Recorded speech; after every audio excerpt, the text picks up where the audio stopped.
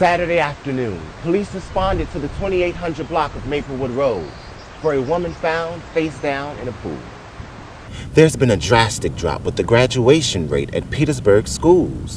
What both parents and the superintendent can do to increase those numbers this school year.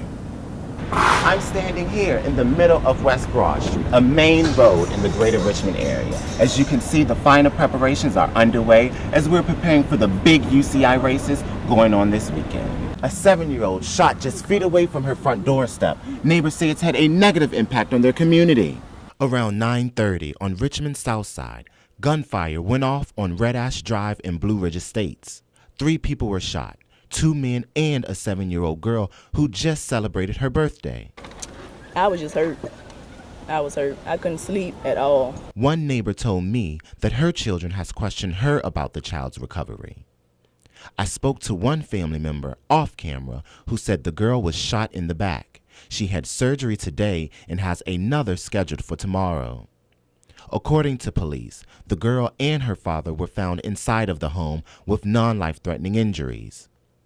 They did find a man unresponsive in the backyard, and he was pronounced dead at the scene. I feel sad that young people are being, are being hurt.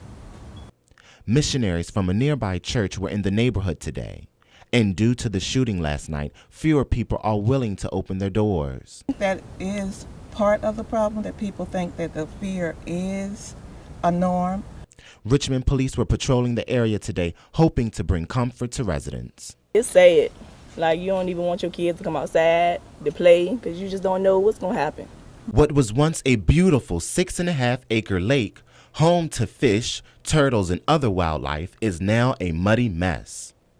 Because I got wood decks and stone patios on the back of the house, and wanted to be able to sit out there and drink a beer or a cup of coffee in the mornings or whatever, and enjoy the view of the lake. And now this is my view.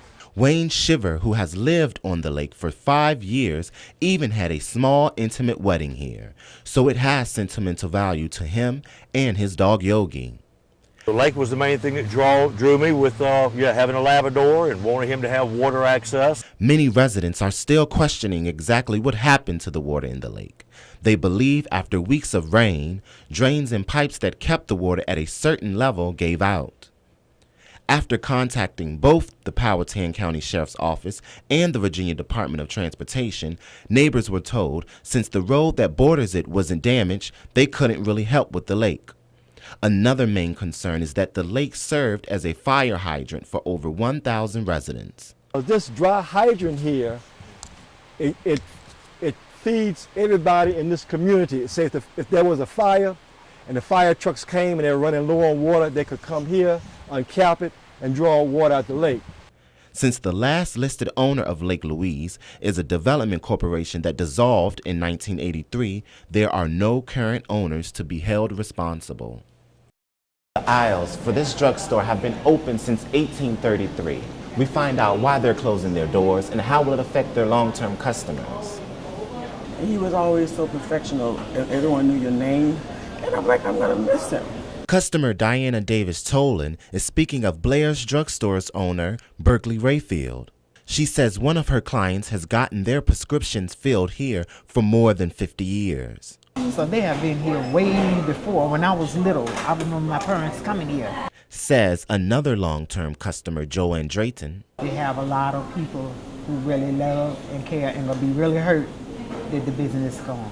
Even the employees are having a hard time saying goodbye. I just kept going day to day.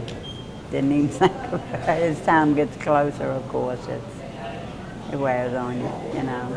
I hate it so bad, makes you want to cry. Mammy Andrews has worked at Blair's Drugstore on Mechanicsville Turnpike for more than 25 years. The owners, Berkeley Rayfield and his wife Joy, say, though business has been up, making a profit in the pharmaceutical industry was hard, as well as competing with retail chain pharmacies. A little defeated, but I mean, I don't think it's so much what we did because, you know, things increased like we were hoping they would. The two met in pharmacy school, and both of their dads were pharmacists. This has been a wonderful place for many people to be. And even though Blair's is closing the doors, the memories will always be alive. I'm really, really going to miss you. I'm really, and all thing I want to do is just give you that friendly hug.